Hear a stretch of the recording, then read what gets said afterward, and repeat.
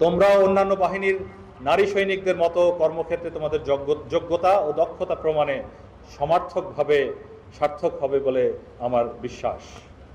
প্রিয় সুধীবৃন্দ, border guard training centre and কলেজের প্রত্যেক সদস্যের অক্লান্ত পরিশ্রম ও নিরলস প্রচেষ্টার ফসল আজকের এই নান্দনিক কুচকাওয়াজ অনুষ্ঠান।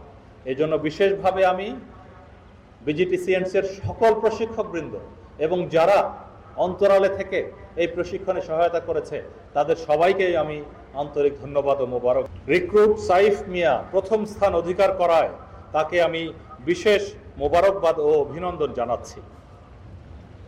এছাড়াও পিটিতে শরীর চর্চায় সৈনিক মইনুল হাসান ও মহিলা সৈনিক মোসাম্মদ শাপলা খাতুন শ্রেষ্ঠ হওয়ায় তাদেরকেও জানাচ্ছি অভিনন্দন, এবং ফায়ারিংয়ে শ্রেষ্ঠ হওয়ার জন্য সৈনিক শামীম আহমেদকে জানাচ্ছি অভিনন্দন।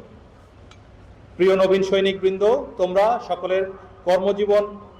তোমাদের সকলের কর্মজীবন হোক সাফল্যমণ্ডিত সেই কামনা করছি।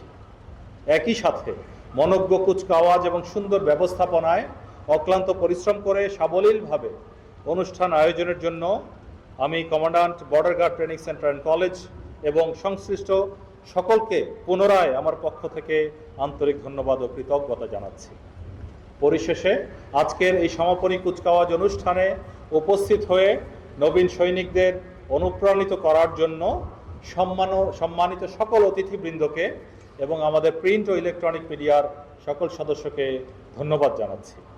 আমি বর্ডার গার্ড বাংলাদেশের অব্যাহত অগ্রযাত্রা, আমাদের আজকের এই 103তম ব্যাচের মাধ্যমে পাসিং আউট করা নবীন সৈনিকদের সর্বাঙ্গীন সাফল্য কামনা করে আমার বক্তব্য এখানেই শেষ করছি। মহান আল্লাহ তাআলা আমাদের সকলের সহায় হন। আমিন। আল্লাহ হাফেজ।